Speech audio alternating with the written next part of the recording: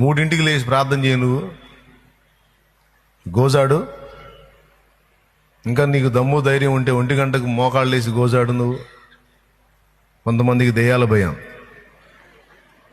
మామూలుగా అయితే బాగానే మాట్లాడతారు, కానీ 1 గంటకు లేచి మోకాళ్ళు వేయాలంటే భయం, మహాభయం. మోకాళ్ళు వేసి అంత నిశ్శబ్దంలో నిషీదిలో మోకాళ్ళు వేసి స్తోత్రం స్తోత్రం స్తోత్రం స్తోత్రం హల్లెలూయా యేసయ్యా యేసయ్యా అనగానే అక్కడ ప్లేటు టప్ టప్ కదిలింది అనుకో, తండ్రి ఆయన సైతాన్ని బంధించు ప్రభా, వాడు చూడు నాయన సామాన్లు కదిలిస్తున్నాడు తండ్రి, నీకు స్తోత్రం ప్రభా అనగానే ఒక ప్లేట్ ధన్మని పడింది. హల్లెలూయా స్తోత్రం నాయన నాయన ఏసయ్యో ఏసయ్యో ఈ సైతానుడు చూడు నాయన.